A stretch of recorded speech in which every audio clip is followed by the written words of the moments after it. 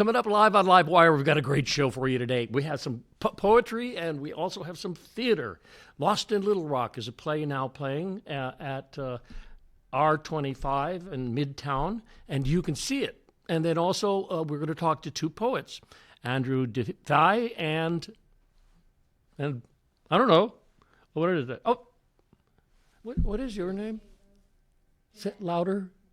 Jeanette. Okay. Jeanette. So stay tuned for LiveWire right after this.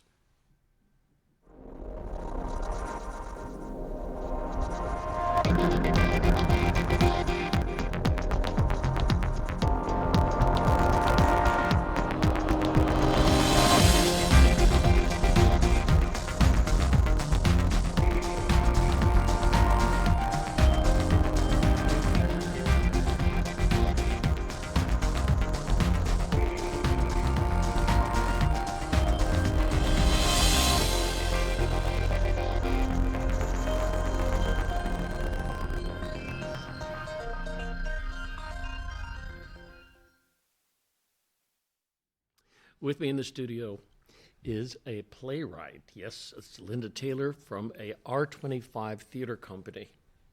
Welcome. Oh, thank you. Thank you for having me. I love playwrights. I think that they're, it's amazing.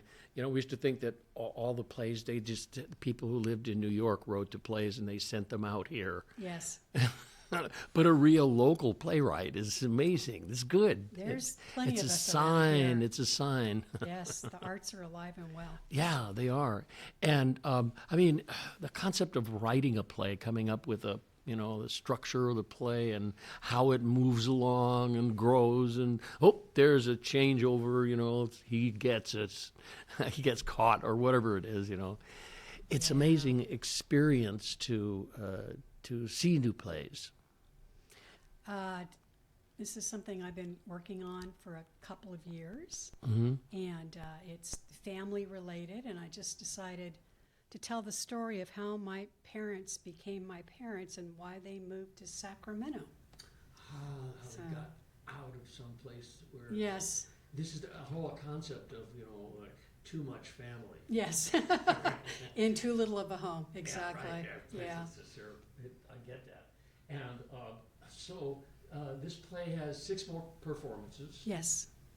This coming Friday, Saturday, and Sunday at the California State. And then we're going to show something where people can call, and it'll come up on the screen in just a little bit while we're talking about it all. So you were walking down the street, and you had to do that because it was some family thing that you wanted to make sure you wrote a play about.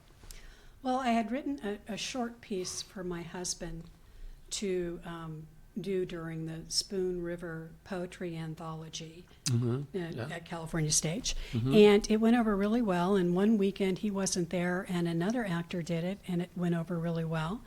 And it was my father's voice. And it just kind of evolved from there, from a short 3-minute piece into a full 2-act play. Wow, that's amazing. It's good. And people can get tickets. We're just going to show in just a minute how they can get tickets. But we can tell them also. There is a website that you have, R25 Theater.org. Okay, and you there it can is. go Look, at a whole ad Yes. just came up. Oh, there it is. Okay. And it's Theater ER, but if you went to theaterre.org, it would still be there. It would change it. He says, go back to the original spelling. We have magical domain interchange. Yeah. See, I like it. Okay, so there are lots of people in the play. Yes. People should know that I actually saw the play, and I found it to be really interesting. It's really a kind of a wonderful event, a great piece of family drama.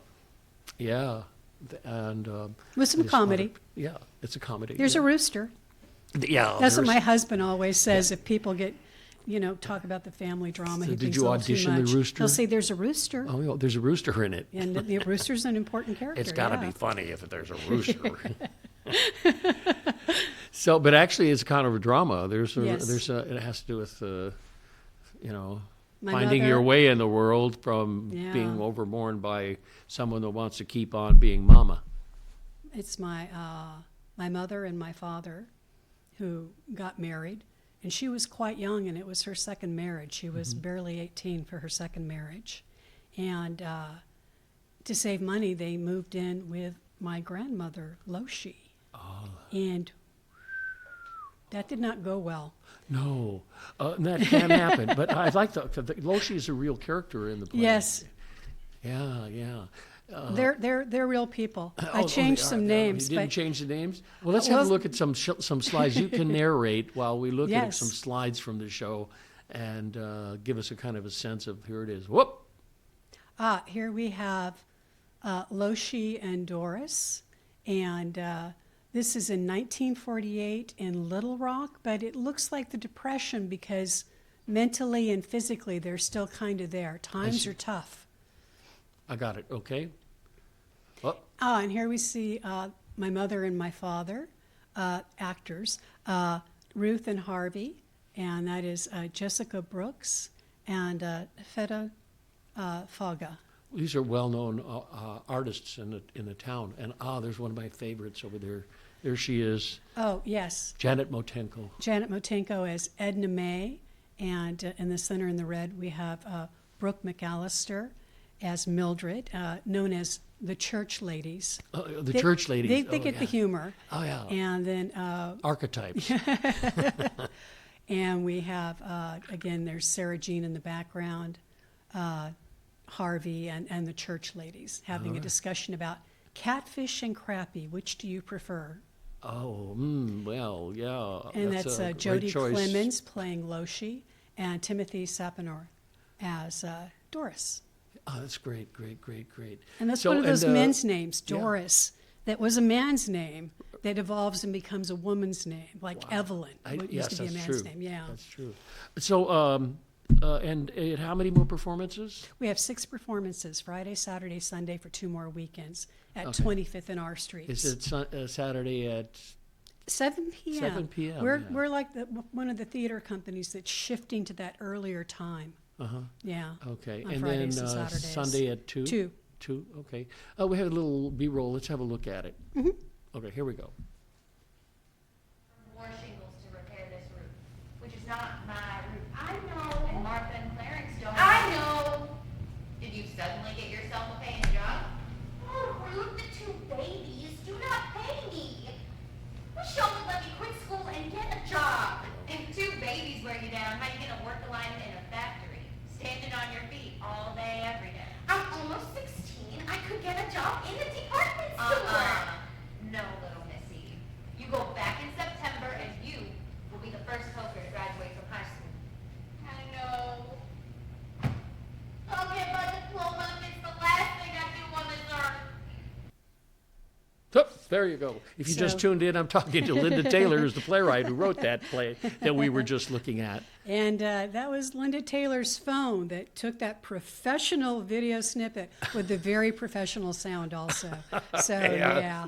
Okay, well, it wasn't so loud in here, but I'm sure Yes. it went on the airwaves or the cable waves.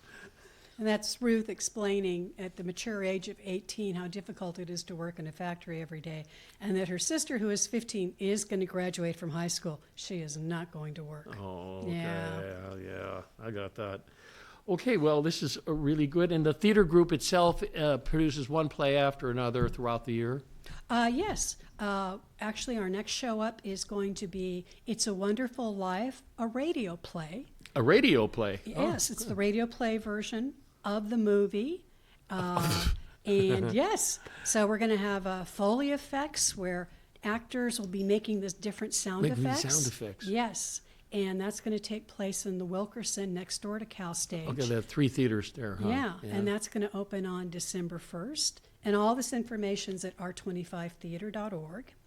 And next year we're going to do a relatively new play that takes place in Bakersfield called Bakersfield Mist, about a potentially famous piece of work that could be worth multiple $1 million, or it could be a piece of junk in this woman's trailer. Oh, yeah, that was a real story. And yeah, there was a real story. I remember it. And a gentleman shows up to inspect it and inspect her, and hilarity ensues.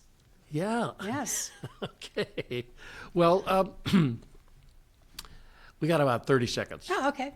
Lost in Little Rock. Yes. Come learn about my mother, my father, my grandmother, my grandfather, and why they moved to Sacramento and how I ended up here. Good. It's actually a very interesting story. Well, thank you, Madam Playwright Linda Taylor. I appreciate that, and I hope everybody runs over there and sees your play.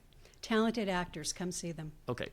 Okay, we're going to take a short pause for the cause, and we'll be back in just a few minutes, and you're going to meet some poets. Da-da-da-da.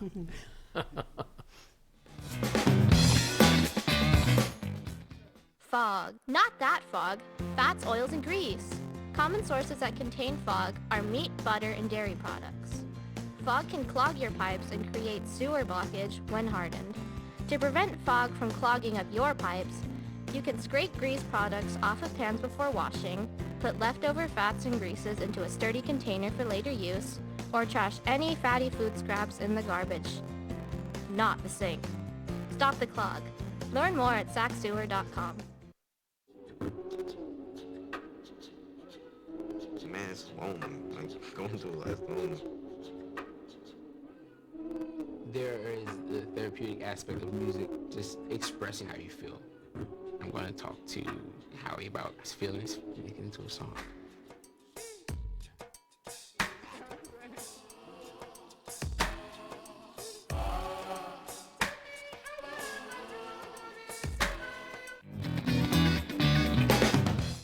Okay, we're back with LiveWire, and with me in the studio is Andrew Defy and J-Ro. You're both poets. You were walking down the street one day and you said, I think I'll be a poet. And it came upon you. Something like that. Rhyme came flying out of your mouths. How did it happen to you? I mean, do you have poets in your family? So I do not have poets in my family. In short, a friend invited me out to an open mic, and I just remember being at this open mic and feeling or thinking, wow, somebody else feels how I do. And I felt immediately very connected. And so I was inspired to kind of Inspired. Good. writing, Good. And sir, you? Yeah, my father was a poet, and my mother is out of his league, and that's how he got my mother. And so from a young age, I realized the power of poetry. I love it. I love it. Good. You know, I mean, there's a real kind of poetry movement in Sacramento now. You know, I mean, it really is. I mean, I'd worked for the California Arts Council, and we thought, okay, well, you know, we're going to do poetry grants and things like that. And then all of a sudden, across the state, what we did was simple. You know, we actually went to the arts commissions, because each state, each county in this state has a major art commission, or two or three. And we threw money at them and said, you know, we want you to meet our new poet laureate of California. Because when I started with them, they didn't have a poet laureate in California. That's right. There was one, but he was appointed by the governor because he was a partner in some kind of funny writing of lyrics to make fun of the council people. Oh, well, we have come a long way. A long way from that, that's for sure. There is, you know, I term it a renaissance in Sacramento as far as the poetry goes, and you see that you see Sacramento's ripple hitting the entire United States. You know, That's so great. The winner of America's Got Talent, Brandon Leake, cut his teeth out here. Stockton claims him. We're going to give them that, but he cut his teeth out here. Yeah. And then Alexandra Wynn, who was the National Youth Poet Laureate after Amanda Gorman, actually comes from Sacramento as well. So you've seen Sacramento make its ripple with poetry That's great. throughout, I like the term throughout the ripple. country. And both of you have received kind of laudamum. A little bit, yeah. I'm the current Sacramento Poet Laureate, 2020 to 2025, and J-Ro is one of our esteemed Sacramento Poetry Award winners. Got a Senate resolution last year and recognized by the Senate for all of her work. Recognized by the Senate. I like it. Okay. You know, and that's another thing about the Senate. You know, it has really changed, and they are much more understanding that California has been known about its arts, movies and all of that, but no, by its arts, and poetry is certainly a top art form. And last year, Sacramento was declared by the city itself, the council itself, as the poetry capital of California. As well as that was on all the Senate resolutions as well. So LA can fight me about it if they Think want about to. those Angelinos going, what? I do, and it makes me very happy. It's good. Good. We have some photographs. I'm not sure what they are. Right? They look like probably poets with their mouths open. Okay, yeah. Okay, let's have a look. That's generally how poets are. Okay, you can narrate this. What's that? This is the cover of the curriculum. We created a curriculum last year that features local poets and meets core educational standards. Made it available for free to over 250,000 young people in Sacramento. That's brilliant, and Andrew. it's all I didn't local. know that happened. Oh.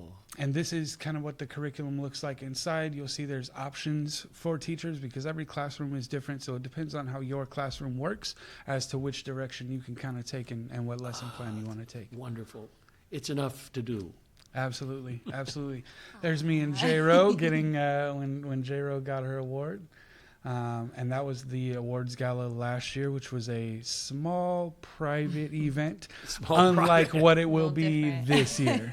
Yeah. Good. And this is, there are three facets really to The Sacramento Poetry Day. And now you have this event coming up, but it was so popular it sold out. It right? is sold out 10 days out of the event. 10 days. 10 days out, which is You're gonna have to is find huge. a bigger theater. I mean, I think we do the arena next year. That's right, I think the that's arena. I think Okay. that's the place we can get that's a little bigger than where we're at, because we are at the Sacramento Library Galleria, which is a huge, beautiful ballroom. We have Michelin star catering from Cannon East Sacramento. Fantastic. It's gonna be real fancy because that's what the poets deserve. We've got poets in this city who, I've got one that's built a school. I've got another one that's helping navigate a gang truce across the city. The poets out here are doing some real heavy lifting that the city itself isn't doing. So we wanted to make sure that everybody gets their roses and gets honored for what they're doing and how much they're giving. That's good. Good. And do you read? I mean, what is it like all of a sudden saying, I want to write poetry, and you write some poems, but to get from off that into your mouth and getting it out in front of people? What's it like? It can be a lot, but I think one thing that remains true about poetry is it's a representation of humanity, and so. What kind of helps with that is as long as you're speaking your truth and being as honest as you can, you'll get through it. And so, yeah. It's great. And nobody's thrown a banana at you? Not yet. Actually, I think one day, I can't remember what I was doing, but I do remember. Oh, it was a long time ago at the Magic Theater. There was another theater company nearby that was not doing so well, so they came down with some oranges and apples. So we think that poetry shouldn't get violent. I mean, I've thrown shoes at people before on stage, but it was all in good fun. We used to do an event called Drunk Poetry, and that one got a little wild. This is so great. Well, it's just an amazing thing. And so it's called the Poetry Day Awards Gala. And it's going to happen at Sacramento Library. And the library's been very, very supportive. Absolutely. They caught wind of what we were doing last year a little late and couldn't really jump on. There wasn't time. And this year we're like, what can we do? How can we help? And they've been amazing in giving us the support and the partnership. Can I get a little of that? Hey, Do you want to read a poem for me? Yeah, absolutely. Okay, do you want to read a poem too? Sure. Okay, let's see if we have the time. Yeah, Hey, there's boss, time. we have the time? Okay, he's giving me a thumbs up. Rock, paper, scissors? Oh, you go. All right. Here we go. You win. How are you feeling? I mean, good, bad, or ugly. Underwhelmed or exhausted, accosted by all of it, in search of a power button or an off switch. With your hands or your heart first. More like a wave or a starburst. How are you feeling? I was at the river and I asked my niece, and my niece said, pokey. So I placed my palms on hers, said, feels pretty smooth to me. She said, on the inside. And I felt my fault lines begin to give way. I said, baby, I know exactly what you mean. Sometimes there are earthquakes in my voice because I'm scared I won't pronounce love right. She looks puzzled, wondering why I would fear the only language she's ever heard me speak in. She says, how the rocks on the bottom of the river are soft. They weren't always, you know. The water has to flow to make them like that. I dropped every constellation I was holding on the ground, and we laughed new galaxies into existence. I tell her it took me years of therapy to sip the wine that she had just unboxed. You see, some of us carry rivers behind our eyes, and that's why some of us grow up in deserts. Boys don't cry. She says, they're just not something to try and stand on because they get all slippery. I tell her no one's ever been more right about these fragile concepts of masculinity. She explains, the earthquakes are just Mother Nature dancing in my throat, and the only way to mispronounce love is by not trying. She says, maybe porcupine should cry more.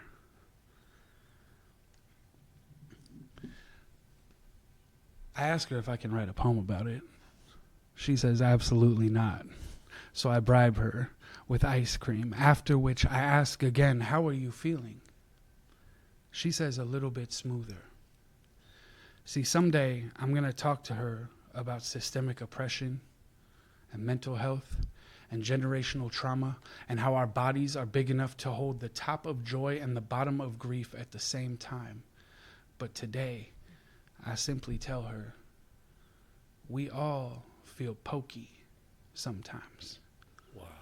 And the ice cream never fails. Thank you. Thank you. Thank you. Oh, that was really wonderful, Andrew. Thank you. Okay. J-Ro, All right. give me something.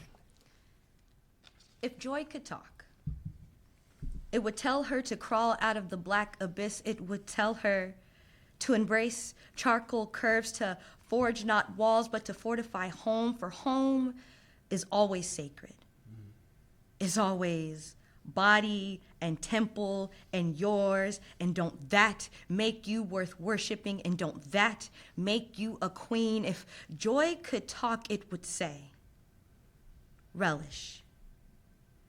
Relish in the potential of becoming so full that happiness becomes a way of life, becomes more expectation and less occasion, becomes more centerpiece and less background. You become more centered in peace and hear less background noise. If joy could talk, it would say, blossom. Collect all of you, especially the broken parts that never seem to fit in. If joy could talk, it would say, smile. Radiate love so bright that your laughter becomes the extension of the sun, becomes a home in which you dwell, becomes a song that sings tunes of sovereignty and simplicity. If joy could talk, it would say, you deserve me. It would say, you deserve me. It would say, you deserve. Wow. Both of you. Thank you, thank you, thank you. Sacramento Poetry Day. That's coming right up. And there are other poetry events that are happening in various locations that people could go to other than this wonderful event. Did you? Absolutely. You both have Yes. seats too, right? Absolutely. Yes. And this is just a way to highlight poetry in the city. Really trying to put on and shine a light on the events that are going on in the city and the poets who work so hard year round. Yes. The Sacramento Poetry Center has readings every Monday night, as well as a whole bunch of other things. If you want to come down and write, I think it's Friday nights they're Poetry open Center, at the Sacramento Poetry Center. And there is second Saturdays at the Brick House right now Oh, yes. that are going on. Shout out to them. And There's a couple really cool things that are going to be coming up that are getting started here. I know Soul Collective has something coming in the new year that's going to be really exciting. And there's some classic spaces in the city, and groups. I'd be remiss not to mention Escritores del Nuevo Sol, and how many years they've been doing that. That's our elders in the city, so we always want to honor our elders and hold the door open for the young people. Bless you. Thank you. We have just a couple minutes, and I just want to thank you both for coming and to talk to me about, and give me your poems. Those are swell. And the whole idea of poetry in our town and how poets can present and help us change ourselves by understanding and taking the jump to listen to some good poetry. It's such a healing modality. Yeah. Bless you. Thank you very much. Okay, that's all the time we have. And you're watching LiveWire. It's live right now. We're talking. And we'll see you next week on LiveWire. Thanks very much for tuning in.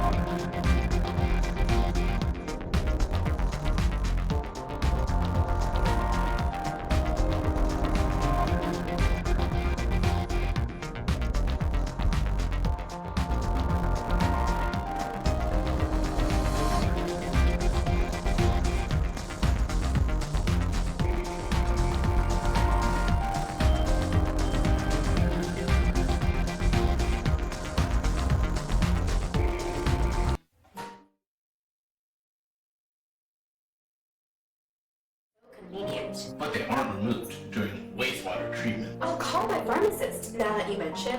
They might be able to offer you a suggestion. I'll look for a local take-back event. Surely you can find something on the internet. Most importantly, I will not flush my meds. Pharmaceuticals have no place in our watershed. Where can I learn about this potential trade bomb? You can learn more at regionalsand.com. If you're buzzed and doing this,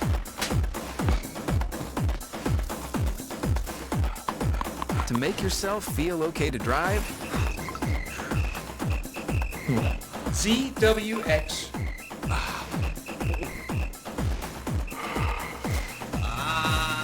you're not okay to drive. YGKLVW. Regular you.